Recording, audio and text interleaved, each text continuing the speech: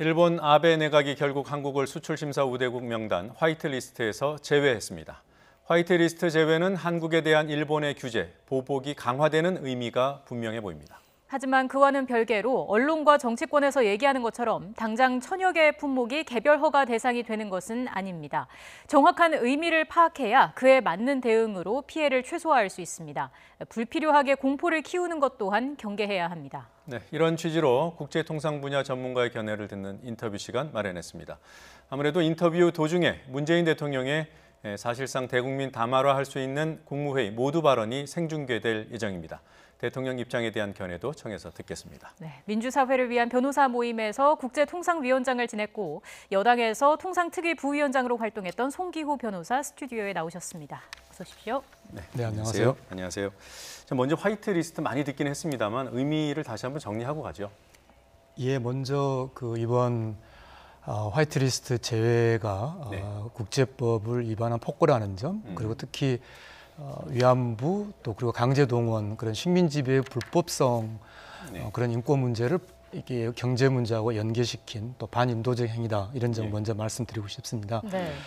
이 화이트리스트라는 것은 이제 일본 제도에서 일반 포괄허가라고 하는 그러니까 화이트리스트 백색 국가용 포괄허가를 신청할 수 있는 자격이라고 이해하면 되고요. 그래서 백색 국가에서 제외된다는 것의 의미는 이 백색 국가용 포괄 허가인 일반 특별 허가를 일본 수출업자가 한국으로 내보낼 때 이제 더 이상 신청할 수 없다는 그런 의미입니다. 예. 네. 구체적으로 어떤 타격을 입게 되나요? 이제 이 백색 국가에서 제외됨으로써 백색 국가용 포괄 허가를 이제 신청할 수가 없게 되는데 문제는 이제 개별적으로 이를테면 15개의 제품 유형 한 1000여 개 이상이 되는 이제 목록에 올라와 있는 그러니까 이 제품 자체가 군사 전용 가능성이 있기 때문에 이를테면 지금 삼성으로 일본에서 삼성에 공급하는 뭐 불화수소라든지 그런 이제 반도체 핵심 소재들 있지 않습니까? 이것을 삼성이 가지고 이거 군사적으로 쓰지 않는다는 것은 명백함에도 그 불화수소라는 제품의 특성 때문에 이제 목록에 올려놓고 규제하는 것인데요. 이 백색 국가에서 제외된다는 것의 의미는 이제 이 목록에 올라와 있는 15개 유형의 한 1000여 개 제품들, 이 1000여 개 제품에 대해서 한국으로 내보낼 때 앞으로는 이제 백색 국가용 포괄 허가를 신청할 수 없게 되고 대신 이제 그러면 이 15개 유형의 1000여 개 제품에 대해서 각각 그러면 어떠한 방법의 허가제가 지정될 것인가?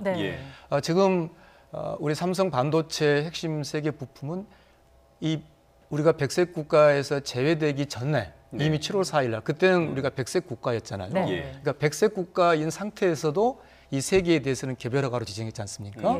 그렇기 때문에 백색 국가이냐 백색 국가가 아니냐가 1대1로 개별 허가가 되는 것이 아니라 이제는 15개 유형의 약 1000개 제품 건건에 대해서 거기에 대해서 구체적인 허가 방법을 지정하는 그러니까 비백색 국가용 포괄 허가를 허용할 것인지 아니면은 개별 허가만 하게 할 것인지 그런 1000여 개 제품에 대한 건건의 허가 방법을 지정하는 절차 이게 지금 남아 있는 상황입니다. 그러니까 오늘 결정은 거기까지 안 간 것이고요. 그렇죠. 제가 이해한 게 맞는지 모르겠는데 일본 수출 기업에게 적용하는 절차잖아요. 이게. 그렇죠. 일본 국내 기업에 대한 규제죠. 네, 일본 국내 기업에 그렇죠.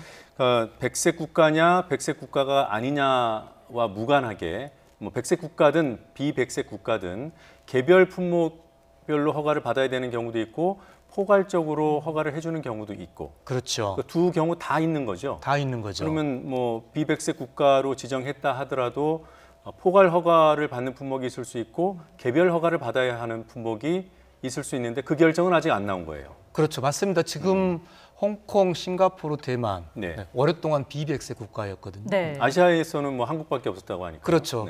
그럼 이제 일본 수출 기업들이 홍콩이나 대만, 싱가포르와는 그럼 어떻게 교육을 했겠느냐는 거죠. 그거는 이제 비백색 국가용 포괄 허가가 지정되는 품목을 아주 많이 네, 아까 한 1000여 개라고 한다면 네. 거의 대부분을 이제 비백색 국가용 포괄 허가로 넣음으로써 네. 결국은 이 백색 국가 제도 자체도 사실은 일본 수출 기업을 위한 제도이거든요. 네. 좀 더 쉽게 많이 수출을 하는데 특별히 이제 이 나라들에 대해서는 어떤 안보 위협이 높지 않다고 생각해서 더 쉽게 수출하라는 것이기 때문에 예. 아베 이 무역보복 조치라는 것이 어떤 한계 없이 뭐 무소불위가 아니라 이게 제가 일본에 다녀와서 이제 일본 국회나 또 언론 또 산업계들 쪽 이제 만나고 또 언론 인터뷰도 하고 왔습니다만 네.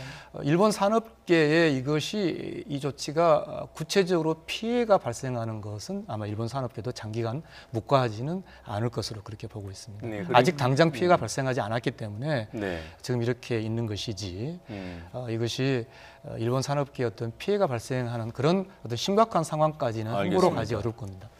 그러니까 그 포괄 허가라는 것이 비백색 국가에게도 적용된다고 할 수 있다는 거잖아요. 그렇죠. 그러면 백색 국가일 때 적용받는 포괄 허가제와 네. 비백색 국가일 때 이렇게 이제 화이트리스트에서 배제된 국가가 적용받는 포괄 허가제 이 두 개가 전혀 어떤 차이가 있냐면은요. 네. 네. 자, 백색 국가용 포괄 허가라는 것은 예. 이를테면 뭐 미쓰이라든지 일본의 어떤 일정한 규모나 수준이 있는 수출자이냐 아니냐와 관계없이 예. 잠시만요. 네, 지금 국무회의가 막 시작됩니다. 문 대통령의 모두 발언이 있을 예정이고요. 국무위원들이 지금 현재 국민 의례를 진행하고 있습니다. 네. 문 대통령이 현재 상황과 관련해서 국민과 상황을 공유하고 위기 극복 의지를 강조할 것으로 보입니다. 대통령의 모두 발언은 이례적으로 생중계됩니다. 네, 나라답게 정의롭게라는 문구가 보이고요. 네, 국무위원들이 전면을 향해서 국민 의례를 하고 있습니다. 국민 의례가 끝나고 자리에 착석하면 대통령의 모두 발언이 있을 텐데요. 이례적으로 대통령의 모두 발언이 국민의 생중계가 됩니다. 오늘 오전 일본 내각회의에서 결정된 화이트리스트 국가 배제 이 조치에 대한 한국 정부의 입장을 대통령이 직접 국민께 전할 것으로 보입니다. 네. 우리나라는 2004년에 화이트리스트 국가에 올랐지만 이번에 빠지게 됐습니다. 자리에 앉아주시기 바랍니다. 현장 함께 좀 들어보시겠습니다.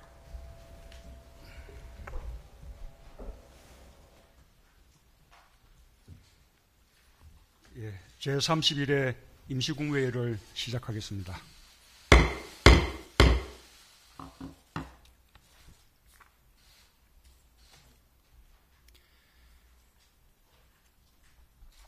비상한 외교, 경제 상황에 대응하기 위해 긴급하게 국무회의를 소집했습니다. 오늘 오전 일본 정부는 우리나라를 백색 국가에서 배제하는 결정을 내렸습니다.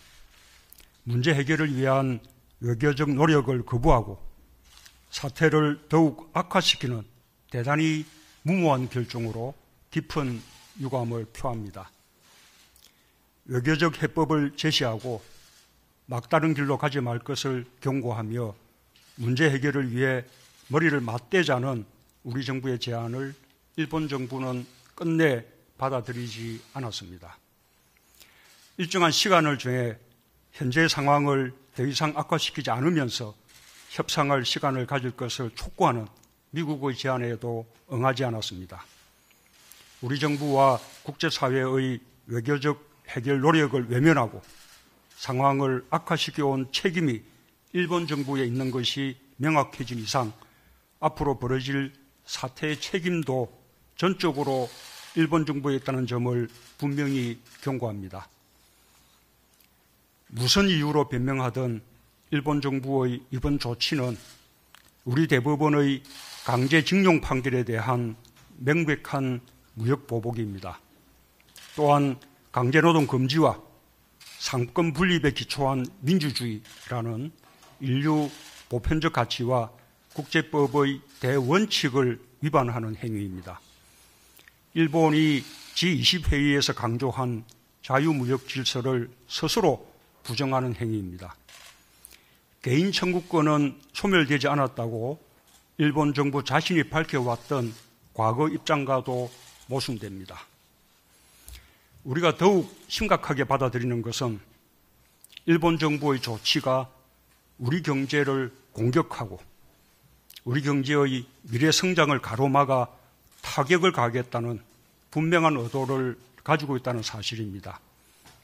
우리의 가장 가까운 이웃이며 우방으로 여겨왔던 일본이 그와 같은 조치를 취한 것이 참으로 실망스럽고 안타깝습니다.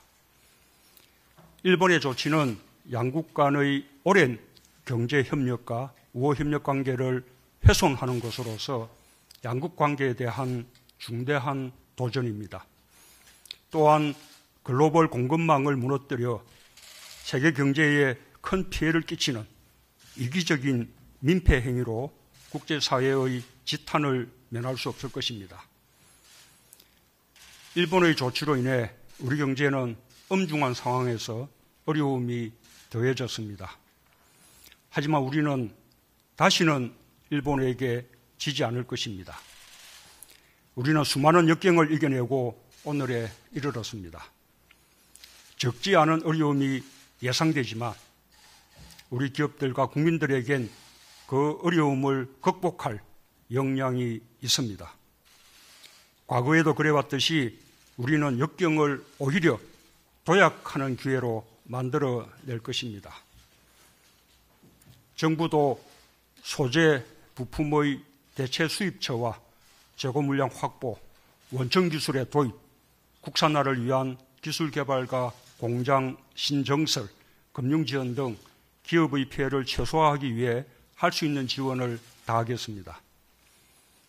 나아가 소재 부품 산업의 경쟁력을 높여 다시는 기술 패권에 휘둘리지 않는 것은 물론 제조업 강국의 위상을 더욱 높이는 계기로 삼겠습니다. 정부와 기업, 대기업과 중소기업, 노와 사, 그리고 국민들이 함께 힘을 모은다면 충분히 해낼 수 있는 일입니다. 정부와 우리 기업의 역량을 믿고 자신감을 가지고 함께 단합해 주실 것을 국민들께 호소드립니다. 한편으로 결코 바라지 않았던 일이지만 우리 정부는 일본의 부당한 경제보복 조치에 대해 상응하는 조치를 단호하게 취해 나갈 것입니다. 비록 일본이 경제 강국이지만 우리 경제에 피해를 입히려 든다면 우리 역시 맞대응할 수 있는 방안들을 가지고 있습니다. 가해자인 일본이 적반하장으로 오히려 큰소리 치는 상황을 결코 좌시하지 않겠습니다. 일본 정부의 조치 상황에 따라 우리도 단계적으로 대응 조치를 강화해 나갈 것입니다.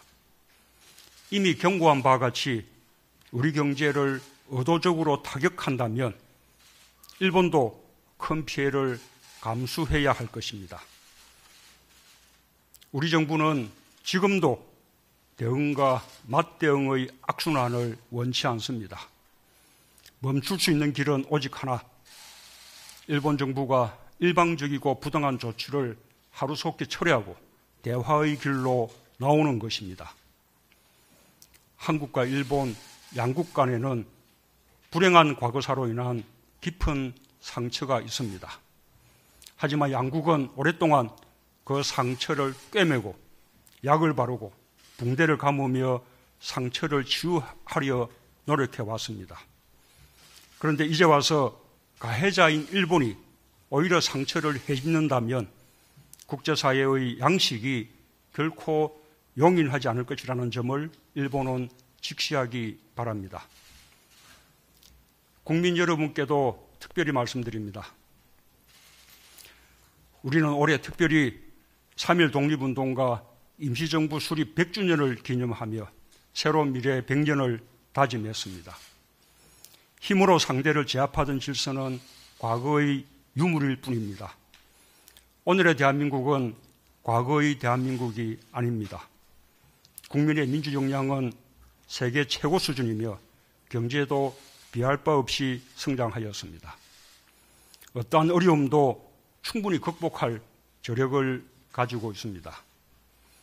당장은 어려움이 있을 것입니다. 그러나 도전에 굴복하면 역사는 또다시 반복됩니다. 지금의 도전을 오히려 기회로 여기고 새로운 경제 도약의 계기로 삼는다면 우리는 충분히 일본을 이겨낼 수 있습니다. 우리 경제가 일본 경제를 뛰어넘을 수 있습니다. 역사에 지름길은 있어도 생략은 없다는 말이 있습니다. 언젠가는 넘어야 할 산입니다. 지금 이 자리에 멈춰선다면 영원히 산을 넘을 수 없습니다. 국민의 위대한 힘을 믿고 정부가 앞장서겠습니다. 도전을 이겨낸 승리의 역사를 국민과 함께 또 한 번 만들겠습니다. 우리는 할 수 있습니다.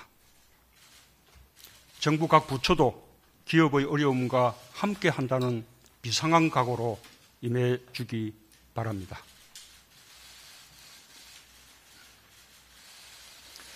네, 문재인 대통령의 국무회의 모두 발언 들어보셨습니다. 간단히 내용을 정리해드리면 일본이 우리 정부의 외교적 노력 그리고 또 미국의 중재를 거부하고 화이트리스트 배제 강행한 데 대해서 강한 유감을 표명했습니다. 네. 그리고 사태 악화의 책임은 일본에 있다는 점도 분명히 했습니다. 네, 그리고 적지 않은 어려움이 예상되지만 과거에도 그래 왔듯이 우리는 역경을 오히려 도약하는 기회로 만들어낼 것이다. 이런 내용도 담겼습니다. 우리 일본 정부의 조치 상황에 따라서 우리도 단계적으로 대응 조치를 강화해 나갈 것이다. 이런 점도 강조가 됐습니다. 예. 변호사님께서는 문재인 대통령의 모두 발언 어떻게 들으셨습니까? 대통령께서 우리 3.1운동 독립선언문 네. 힘으로 사태를 제압하는 시대는 지났다는 그 독립선언문 문구를 직접 원용하시면서 네. 아주 결연한 그런 의지를 보여주셨고 특히 이번 사태가 일본이 오히려 이 강제 동원 또 전시성노예와 같은 그런 국제 인권법을 위반한 나라가 적반하장으로 이렇게 무역보복을 하고 있다는 것에 대해서 대단히 적절하게 또 단호하게 잘 지적하셨다고 생각합니다. 예. 대통령이 이런 표현을 했습니다. 바라지는 않았지만 우리 피해가 예상되는 만큼 상응 조치를 단호히 취해가겠다고 했습니다. 어떤 상응 조치가 예상되나요? 지금 이제 이 향후에 이 일본에서의 어떤 국내 절차들을 이제 일단 우리가 볼 수밖에 없는데요. 이번에 이제 이 일본 가기에서 결정된 것은 우리식으로 한다면 시행령, 네. 일본 용어로 정령이죠. 그 정령 죄송합니다. 이제 그 정령이 이제 8월 25일부터 시행이 들어가는데 예. 이 시행을 위한 시행 세칙, 아까 제가 말씀드린 대로 현재는 우리나라 그러니까 어제까지만 해도 이제 백색 국가인 상태로 여기 나와 있는 대로 이게 지금 그 고시입니다만 네. 백색 국가인 상태로 한국으로 나가는 각 개별 품목에 대한 허가 방법들이 지금 지정되어 있는데 네. 이걸 이제 바꾸는 거죠. 네. 이제 더 이상 백색 국가가 아니니까요. 따라서 이달 말에 예정되어 있는 그 시행에 맞추어서 이 고시를 이제 개정을 할 때 아까 말씀드린 이제 홍콩, 싱가포르, 대만으로 이제 나가는 그런 어떤 비백색 국가용 포괄 허가를 이를테면 어느 정도 범위로 지정할 것인가. 네.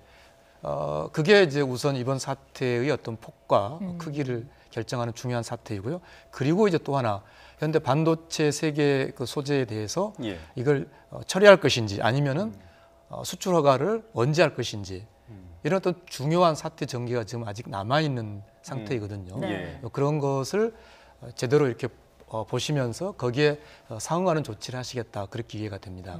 그러면 이제 일본의 조치 아까도 뭐 얘기하다가 지금 중계 때문에 잠시 끊겼습니다만 비백색 국가가 이미 이제 됐잖아요. 네. 그래도 포괄 허가 제도를 통해서 상당한 품목이 적용이 된다면 피해는 최소화할 수 있다.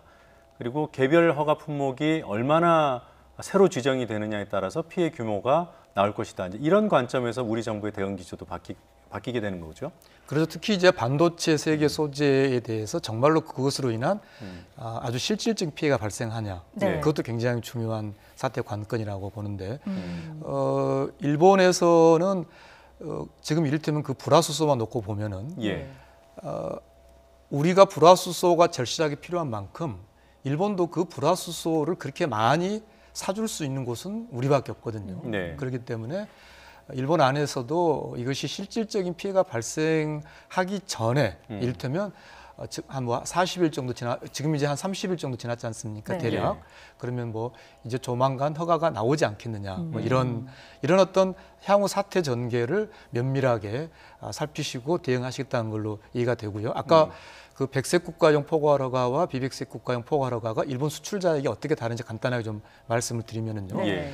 이를테면 이제 뭐 마스이 어떤 상사라든지 일본의 좀 규모가 크거나 이제 그런 곳은 이미 비백색 국가용 포괄 허가 자격을 가지고 있습니다. 네. 그러니까 그런 곳은 이제 똑같은 물건을 가지고 한국으로 보낼 때는 이제 백색 국가용 포괄 허가로 보내고 이제 대만, 홍콩, 싱가포르로 보낼 때는 이제 비백색 국가용 포괄 허가로 보내는 거죠. 이미 자신들은 다 두 곳으로 보낼 허가를 다 가지고 있는 거고요. 네. 그런데 이제 우리가 13년 동안 오랜 동안 한국과 일본 사이에 백색 국가로 되어 있다 보니까 이렇게 일정 수준 이상의 즉 비백색 국가용 포괄 허가제라는 것은 아무래도 비백색 국가다 보니까 일정 수준 이상의 네. 어떤 내부적으로 자율적인 이러한 전략 물자 통제 시스템을 좀 갖추고 있는 우리도 마찬가지입니다. 우리도 그걸 약칭으로 CP라고 하는데요. 예. 네. 이런 컴플라이언스 프로그램 이런 CP를 가지고 있는 어느 정도 좀 수준과 규모가 되는 이런 곳에 대해서는 문제가 없는데 예. 우리가 13년 동안 이제 백색 국가로 있다 보니까 거기에 수준이 미치지 못하는 이제 작은 일본 수출 기업들의 입장에서는 네. 이게 비백색 국가용 포괄 허가를 이용할 수 있는 어떤 노력들이 더 필요한 그러니까 그런 인증을 정도. 받아야 된다는 그렇죠. 거죠. 근데 그러면 뭐 내용상 비백색이냐 백색이냐 포괄 허가 인증만 있다면 그 일본 기업 입장에서는 다른 게 없다는 말씀으로 이해됩니다. 그렇죠. 그 다른 것이 없도록 하기 위해서는 네. 아까 말씀드린 대로 이제 각 개별 마다 고시를 시행 세칙을 정할 때 예. 비백색 국가 포괄 허가 대상으로 많이 지정을 해 놓는다는 것을 전제로 하는데 예. 제가 일본에서 이제 언론이나 또 국회의원 또 일본 시민사회 산업계를 이게 보고 인터뷰도 하면서 저의 생각은 일본에서도 일본 산업계도 네. 이번 상황이 어떤 심각하게 피해가 장기화되는 상황 이런 것은 저는 일본 산업계도 아주 크게 반대하고 있고 또 실제로 그렇게 피해가 심각하게 장기화되지는 않을 것으로 네. 생각을 하는데 아까 대통령께서 말씀하신 대로 충분히 이겨낼 수 있는 그런 이겨낼 수 있지 않을까 그렇게 전망합니다. 예. 지금 뭐 중국이나 대만 같은 국가에는 특별 포괄 허용제를 하고 있는데 우리나라만 이렇게 수출 규제를 하게 된다면 이건 뭐 WTO 협정에 위배되거나 이런 건 아닙니까? WTO 협정 위반이죠. 그러니까 이미 그렇죠. WTO 가트 협정 10조 3항은 네. 이런 무역 규정, 수출 규정을 적용할 때 실제 시행할 때 일관되고 공평하고 합리적으로 하라고 되어 예. 있습니다. 지금 우리가 그동안 2003년에 이제 백색 국가 지정됐을 때 그때 그 근거가 4대 전략 물자 통제 시스템, 네. 바세나르 협약이라든지 또 화학 또 생물학 무기와 관련된 호주 그룹, 오스트레일리아 그룹 에이지라고 합니다만 이러한 중요한 전략 물자 통제 시스템에 우리가 다 가입해서 적절하게 하고 있었기 때문에 백색 국가가 된 거거든요. 네. 지금 그럼 뭐가 달라졌느냐? 오히려 우리는 그때보다도 더 많은 이를테면 미국 주도의 PSI라든지 네. 이런 일본과도 오히려 더 긴밀하게 이 전략 물자 통제를 하고 있단 말이죠. 따라서 아무런 어떤 안보적 사유가 없음에도 불구하고 예. 일관되지 않은 거고요. 그리고 아까 말씀하신 이제 반도체 세계 소재에 대해서 중국과 대만 이 나라들은 이제 이 시스템에도 들어가 있지 않은 나라들인데 네. 그 나라들에 대해서는 그 세계 소재에 대해서 포괄 허가, 비백색 국가용 포괄 허가를 주면서 우리는 아예 그것도 아닌 개별 허가로 하는 것은 명백한 차별이기 때문에 이 자체도 가트 10조 3항 위반인 것이죠. 예, 이제 한국이 비백색 국가가 됐습니다만 이제 뭐 거듭 얘기하지만 8월 말로 예상되는 일본의 그 품목별 이제 방침 결정 여기에 따라서 비백색 국가들 사이에서도 어떤 차별이 있는지 조금 더 분명하게 드러나겠어요. 그렇죠. 저의 생각은 이제 네. 이런 일본의 백색 국가 제외를 받아들이자는 말씀은 아니고요. 네. 다만 이것이 현재 각 나라가 이제 독자적인 국내법 체계를 갖고 있기 때문에 네. 분명히 이제 아베 총리가 취할 수 있는 조치의 폭을 최대한 우리가 좁혀 나가는 그러니까 일본 국내 산업의 요구도 있기 때문에 저는 아베 총리가 이렇게 어떤 무한한 어떤 네. 한계가 없는 그런 조치를 취할 수는 없을 거고요. 일단 우리는 전혀 원하지 않았지만 일본에서 그런 국내법 절차가 진행된 이 상황에서는 예. 아베 총리가 취할 수 있는 선택의 폭을 네. 최대한 좁히고 또 WTO 제소도 같이 가면서 예. 결국은 그것을 이제 소멸시켜 나가야 되는 것이고 그리고 더 기본적으로는 이번 조치가 아까 대통령께서도 말씀하셨습니다만 국제인권법 또 그리고 애초에 이제 아베 총리가 처음에 이걸 시작을 할 때 강제징용 그 배상 판결을 이야기했단 말이죠. 네. 그것은 아베 총리가 우리 유엔 이 기본 원칙인 다른 나라의 주권적 권리 행사에 대해서 그것을 침해해서 안 된다는 것을 위반한 사실 국제법을 어긴 것은 아베 총리거든요. 네. 그러한 이번 조치의 부당성을 지속적으로 제기하고 그 철회를 요구를 하되 그런 입장을 견지하되 다만 이것이 현실적으로 일본 국내법이 시행되는 것을 우리가 지금 당장 막을 수는 없기 때문에 예. 이 일본 국내법이 돌아간다는 것이 어떤 맥락인지를 우리가 정확하게 보고 네. 마치 백색 국가 제외가 모든 품목에 대해서 다 개별 허가로 어떤 돌아가면서 마치 우리가 감당하기 어려운 심각한 피해가 아주 장기화될 것이다. 우리가 그렇게는 볼 상황은 아니다. 그런 말씀을 좀 드리고 싶은 거죠. 예. 네. 뭐 정리하는 차원에서 한번 예상을 해주시죠. 그러면 중요한 것은 물론 오늘 뭐 일종의 도발, 뭐 추가 보복을 한 건데 실질적으로 더 중요한 이제 8월 말로 예상되는 그런 품목별 어떤 일본의 판단. 어떤 규모로 지난번에 했던 그 반도체 관련 소재 3개의 품목을 개별 허가로 지정해서 우리를 자극했던 것처럼 유사한 그런 결정의 범위가 어느 정도가 될 것 같습니까? 저는 아베 총리가 국제사회 또 일본 네. 국민에게 설명하고 있는 무역 관리라는 개념, 물론 무역 보복이죠. 이제 초기에 이 사태가 생겼을 때 일본의 언론이 대항 조치, 네. 이제 네. 우리가 말하는 무역 보복이라는 개념을 그쪽은 대항 조치라고 하는데 일본 언론도 초기에 이제 무역 보복이다, 또 수출 규제다 이렇게 표현을 하다가 이제 결국은 일본 정부가 이제 개입하면서 지금은 다 이제 무역 관리라고 표현을 바꾸고 있습니다. 네. 근데 지금 오로지 이 일본 경제신문, 니혼 게이자 신문만이 계속 이제 수출 규제라고 이 본질에 가까운 그래서 일본 산업계의 우려를 강하게 전달하고 있는데 네. 예.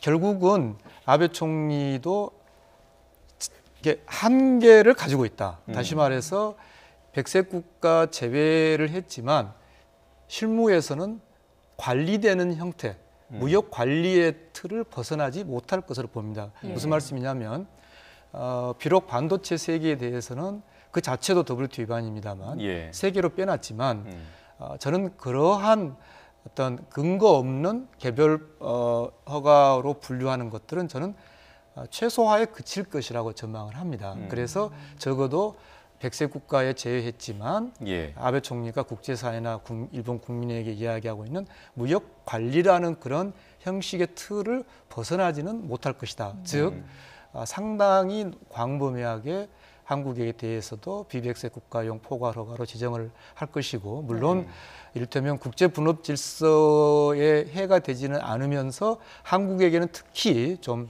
어려울 수 있는 그런 몇 개를 선정할 수 있겠지만 그러나 예. 그것도 한국에게 피해가 있다는 것은 그만큼 일본 기업에게 피해를 주지 않고서는 나올 수 없는 것이기 때문에 네. 그것도 역시 한계가 있을 것이다. 그래서 넓게 보면 예. 이번 조치에 대해서 이후에 어떤 일본 정부가 관리하기 어려운 그런 어떤 극단적인 조치는 저는 지금 단계로서는 예상하기 어렵다고 생각합니다. 예, 끝으로 한 가지만 더 여쭤보겠습니다. 그 일본 언론과도 인터뷰를 하신 걸로 아는데 WTO를 일본이 이미 위반했고 오늘도 이제 위반의 이제 정도가 심해진 것으로 보이는데 어떤 점에서 일본이 위배됐다고 판단하시는지 좀 더 구체적인 근거를 좀 제시해 주시죠.